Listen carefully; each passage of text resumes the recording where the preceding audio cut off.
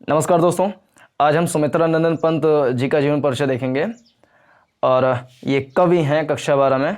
और जो चौथा या पांचवा प्रश्न होता है वो जीवन परिचय से रिलेटेड होता है। 80 शब्दों में जीवन परिचय लिखना होता है और कवियों के जीवन परिचय में मुख्य रूप से हम साहित्यिक परिचय पर ज़्यादा फोकस करते हैं, लेकिन जीवन परिचय थोड़ा मोड़ा लिखना ही पड़ता है। तो अगर हम शब्द सीमा को बांट कर चलें, थोड़ा बहुत एक अनुपातिक रूप से अगर हम लिखेंगे तो मुख्य रूप से ये 5 नंबर का होता है। तो 5 नंबर में अगर हम देखें तो 3 नंबर भर का हम जीवन परिचय पे फोकस करें और 2 नंबर हम साहित्यिक परिचय पर फोकस करें। ध्यान रहे कि इस 3 नंबर में जीवन परिचय भी है और कृतियाँ भी हैं। जीवन परिचय और कृतियाँ मिलाकर के 3 नंबर का, यानी कि मोटी मोटा अगर शब्दों में इसको काउंट करें तो 60 वर्ड्स में इसको लिख डालें। अब बचा 20 वर्ड्स में अपना साहित्यिक परिचय, तो इसको हम 20 शब्दों में लिख लें, 20 से 30 शब्दों में। तो पूरा जा करके ये 80 से 90 शब्दों में लिख डालें तो ये अपना पर्याप्त है। तो इनका जीवन परिचय स्टार्ट करते हैं। पहला, इनका जन्म जो है वो 20 मई सन 1900 को हुआ था, 20th of May सन 1900। इनका जन्म कहाँ पर हुआ था? तो कुमाऊं के कौसानी ग्राम में, उत्तराखंड में। और किसी भी चीज़ को मैप में अगर देखेंगे तो गहराई थोड़ी ज़्यादा होती है, तो इसको मैप में देख लेते हैं। तो यहाँ पर ये इंडिया का मैप देख रहे हैं। इंडिया के मैप में जूम करेंगे उत्तराखंड में, तो उत्तराखंड के जो कुमाऊं वाला क्षेत्र है, कुमाऊं वाले क्षेत्र में जब जाएंगे तो एक स्थान पड़ेगा, एक गांव है जिसका नाम है कौसानी। यहाँ पर देख सकते हैं कौसानी नाम का गांव है। इधर ही सुमित्रा नंदन पंत जी का जन्म हुआ था। और जूम करने पर यहाँ देखिए लिखा भी मिलेगा सुमित्रा नंदन पंत गवर्नमेंट म्यूज़ियम, यानी सरकारी संग्रहालय भी यहाँ पर बनाया गया है सुमित्रा नंदन पंत जी के नाम पर। तो इन महान लेखक का जो जन्म है वो कौसानी नामक गांव में हुआ था। और यहाँ पर देखिए कौसानी अल्मोड़ा मार्ग भी है, और कौसानी अल्मोड़ा मार्ग पे ही इनकी एक स्कूल है अल्मोड़ा में, जहाँ पर इनकी शिक्षा हुई थी। कौन सी शिक्षा? तो राजकीय हाई स्कूल नाम का स्कूल था। तो राजकीय हाई स्कूल में इसी कौसानी अल्मोड़ा जो रोड है यहीं कहीं पर होगा स्कूल, जहाँ पर उनकी शिक्षा हुई थी प्राथमिक वाले। उसके बाद ये चले गए थे इलाहाबाद, जहाँ पे म्योर सेंट्रल कॉलेज है, वहाँ से ग्रेजुएशन की पढ़ाई करने के लिए। म्योर सेंट्रल कॉलेज देखने के लिए आना पड़ेगा उत्तर प्रदेश में, उत्तर प्रदेश के इलाहाबाद, यानी कि वर्तमान में इसको प्रयागराज बोला जाता है। तो प्रयागराज शहर में जब आएंगे तो यहाँ पर इलाहाबाद यूनिवर्सिटी है, यहाँ पर देख सकते हैं। और जूम करने पर मिलेगा यहाँ पे geography department, park, political science department.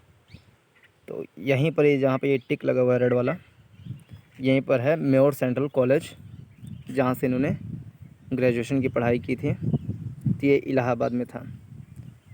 तो ये था मैप में। इनकी प्रारंभिक शिक्षा जो है उत्तराखंड से हुई थी, लेकिन आगे की जो है यहाँ से हुई थी, लेकिन 1921 में जो है वो छोड़ भी दिए थे। 1919 में यहाँ पर आए थे प्रयागराज में, लेकिन छोड़ भी दिए थे यहाँ से। तो आगे का जो सफ़र है उसको सुनते हैं। अब इसके आगे इनके पिता का नाम जो है गंगादत्त पंत है। गंगादत्त पंत इनके पिता का नाम है, और बहुत कम उम्र में ही इनके पिता का देहावसान हो गया था। इनकी मम्मी का नाम, माता का नाम है श्रीमती सरस्वती देवी। इनकी जो प्रारंभिक शिक्षा है वो राजकीय हाई स्कूल अल्मोड़ा में हुआ था। तो ये भी सब आप मैप में देख ही चुके होंगे। जब ये अल्मोड़ा में पढ़ाई कर रहे थे राजकीय स्कूल में, तो उसी समय इन्होंने अपना नाम परिवर्तन कर दिया। बहुत सारे लोगों का हृदय परिवर्तन होता है, इन्होंने अपना नाम परिवर्तन किया। जैसे अक्षय कुमार ने अपना नाम परिवर्तन करके, मतलब पहले उनका कुछ और नाम था, अभी वो अक्षय कुमार अपना नाम रख लिया। ऐसे बहुत सारे लोग ऐसे हैं जिसका वर्तमान नाम इस समय जो है वो अपना नाम परिवर्तन किए होते हैं पहले से। तो सुमित्रा नंदन पंत का जो एग्जैक्ट नाम था वो गुसाई दत्त था, यानी पिता गंगादत्त, इनका गुसाई दत्त नाम था, लेकिन नाम परिवर्तन किया और इन्होंने रखा अपना सुमित्रानंदन पंत, ये नाम रखा।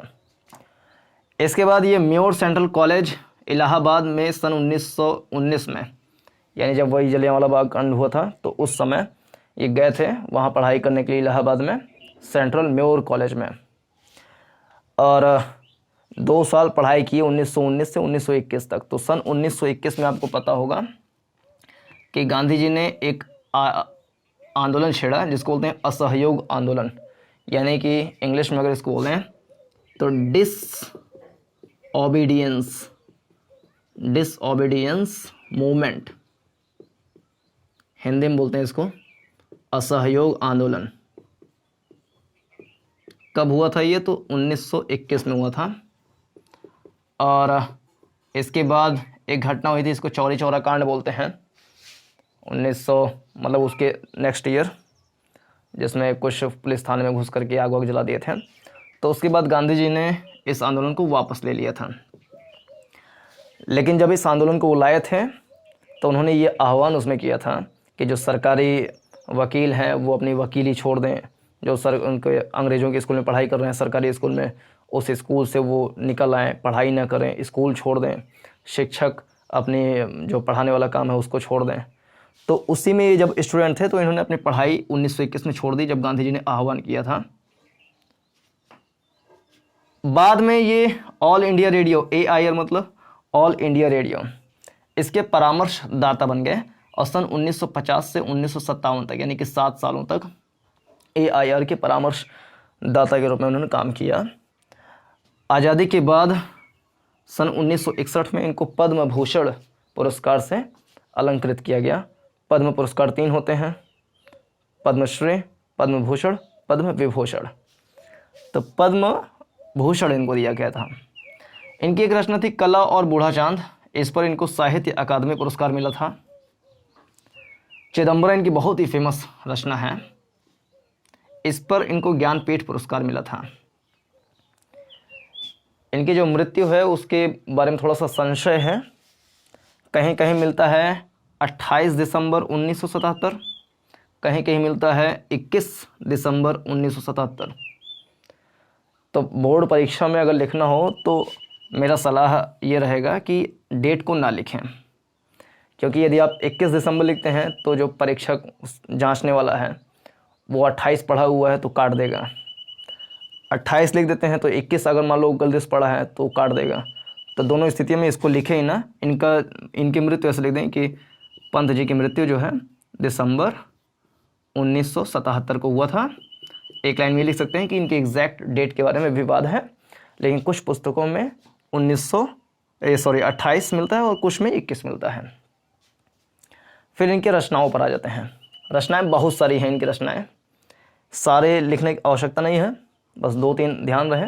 लेकिन हिंदी पद्य और गद्य साहित्य के इतिहास से अगर देखा जाए तो ये पता रहे कि कौन सी रचनाएं किसकी हैं। तो ये सारी की सारी जो रचनाएं हैं ये सुमित्रानंदन पंत जी की हैं, जिनमें से एक है वेड़ा, ग्रंथि, पल्लव, गुंजन, युगांत, युगवाड़ी, ग्राम्या, स्वर्ण किरण, स्वर्ण धूलि, युगांतर, उत्तरा, शिल्पी, सौवर्ण, वाणी, रश्मिबंध, ये इनकी रचनाएं हैं। और ये अपने जीवन काल में अरविंद घोष के समीप आए थे तो उनसे भी बहुत ज़्यादा प्रभावित थे, तो कुछ रचनाएं उनसे प्रभावित होकर भी ये लिखे थे। अब इनके साहित्यिक परिचय में ज़्यादा नहीं लिखना है, 20 शब्दों में समेट देना है, क्योंकि 1-1.5-2 नंबर इस पर मिलना है। तो 3-4 चीज़ ध्यान रखना है कि ये जो रचनाएं इनकी थी वो प्रकृति एवं मानवीय भावों का चित्रण रहता था इनकी रचना। जैसे एक कक्षा 10 में पढ़े होंगे, एक चींटी करके इनका चैप्टर है, तो वे प्रकृति और मानव को कैसे वो इंटर रिलेट करके अपनी कविताओं में दिखाने का प्रयास करते हैं। तो पहला तो साहित्यिक परिचय ये है। दूसरी लयात्मकता है, और ये अपनी रचनाओं में कुछ नवीन शब्दों का भी प्रयोग करते हैं। अपने मन से ही कोई शब्द बना लिया जो वहाँ पे सूट कर सकता है, थोड़ी सूटेबिलिटी जिसमें होती है। जैसे एग्जाम में टलमल, रलमल, कुछ भी ऐसा बना दिया। और एक है चित्रात्मकता, जैसे प्रकृति का चित्रण करेंगे, मानवीय का चित्रण करेंगे तो थोड़ी सी चित्रात्मकता उसमें आ ही जाती है। तो ये इनकी साहित्यिक परिचय है। कुछ अन्य साहित्यिक परिचय भी आप देख सकते हैं। तो सुमित्रानंदन पंत का साहित्यिक परिचय में कुछ अन्य बातें अगर देखें तो सुमित्रानंदन पंत जी छायावादी युग के महान कवि में से एक माने जाते हैं। मतलब कि ये पंत जी छायावादी युग के महान लेखक थे और मुख्य रूप से कवि ज़्यादा इनको कहा जाता है। और 7 वर्ष की अल्पायु से ही इन्होंने कविताएं लिखना प्रारंभ कर दिया था। 1916 ईस्वी में इन्होंने गिरजे का घंटा नामक सर्वप्रथम रचना लिखी। तो इस साहित्यिक परिचय में कुछ 2-3 लाइनें ऐसे अगर ध्यान रख लेंगे बस कि छायावादी युग के लेखक थे, अल्पायु में कविताएं लिखना शुरू कर दिया था। 1916 ईस्वी में सबसे पहला इन्होंने जो रचना लिखी थी उसका नाम था गिरजे का घंटा। इलाहाबाद के मेयोर कॉलेज में प्रवेश लेने के उपरांत इनकी साहित्यिक रुचि और भी अधिक विकसित हो गई थी। 1920 ईस्वी में इनकी रचनाएं उच्छ्वास और ग्रंथि में प्रकाशित हुईं। इसके बाद 1927 ईस्वी में इनके वीणा और पल्लव नामक 2 काव्य। 1942 ईस्वी में इनका संपर्क महर्षि अरविंद घोष से हुआ। और कुछ इनको जो पुरस्कार मिले हैं, कला और बूढ़ा चांद पर साहित्य अकादमी पुरस्कार, तो ये सब देख ही लेंगे। पंत जी का साहित्य में स्थान क्या है अगर इस पर बात करें तो पंत जी सौंदर्य के उपासक थे। यानी प्रकृति, नारी और कलात्मक सौंदर्य इनकी सौंदर्य अनुभूति के 3 मुख्य केंद्र रहे हैं। इनके काव्य जीवन का आरंभ प्रकृति चित्रण से हुआ है। इनके प्रकृति एवं मानवीय भावों के चित्रण में कल्पना एवं भावों की सुकुमार कोमलता के दर्शन होते हैं। इसी कारण इन्हें प्रकृति का सुकुमार एवं कोमल भावनाओं से युक्त कवि कहा जाता है। पंत जी का संपूर्ण काव्य आधुनिक साहित्य चेतना का प्रतीक है, जिसमें धर्म, दर्शन, नैतिकता, सामाजिकता, भौतिकता, आध्यात्मिकता सभी का समावेश है। पंत जी की भाषा शैली पर अगर बात करें, लैंग्वेज स्टाइल पर, तो पंत जी की शैली अत्यंत सरस एवं मधुर है। बांग्ला तथा अंग्रेजी भाषा से प्रभावित होने के कारण इन्होंने गीतात्मक शैली अपनाई है। सरलता, मधुरता, चित्रात्मकता, कोमलता और संगीतात्मकता इनकी शैली की मुख्य विशेषताएं हैं। पंत जी ने खड़ी बोली को ब्रज भाषा जैसा माधुर्य एवं सरसता प्रदान करने का महत्वपूर्ण कार्य किया है।